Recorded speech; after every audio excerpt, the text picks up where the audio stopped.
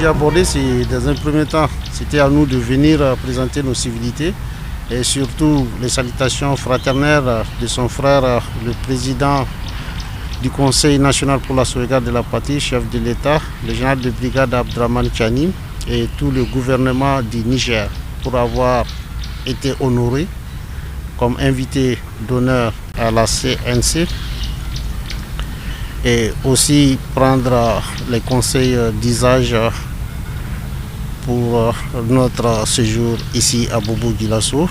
En tant qu'invité d'honneur, en tout cas, on a réuni tous les échantillons de notre culture, tout ce qu'il faut connaître du Niger, de la zone du fleuve jusqu'au désert.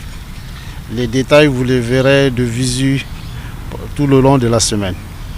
Et aussi, on aura l'occasion de vous présenter l'art culinaire du Niger avec un livre à l'appui qui explique les différents menus qui sont purement nigériens.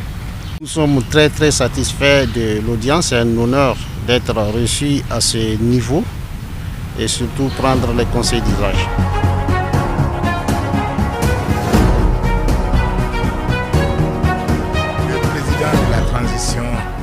Son Excellence le capitaine Ibrahim Traoré nous a fait l'insigne honneur de nous accorder cette audience. L'occasion a été pour nous de lui transmettre les salutations fraternelles de son frère du Mali, son Excellence le colonel Assimi Goïta, celle du gouvernement et du peuple du Mali. Nous sommes ici à Bobo dans le cadre de la 21e édition de la Semaine nationale de la culture. Semaine nationale de la culture qui est une grande fête de célébration de la mosaïque culturelle burkinabé, j'allais dire malienne et nigérienne, pourquoi pas africaine. Et nous sommes à une époque où les trois pays, plus que jamais, sont en train d'unir leurs forces pour réaliser justement les idéaux des différents chefs d'État, la réalisation de leur vision. Et nous pensons que l'AES est un ensemble qui sera constitué sur la culture. La culture étant un puissant facteur d'intégration. Et nous pensons que l'AES est une organisation des peuples.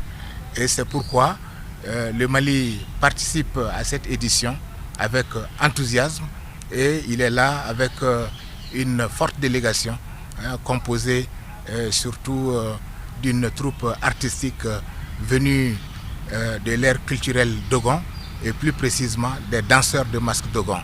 Alors nous ressortons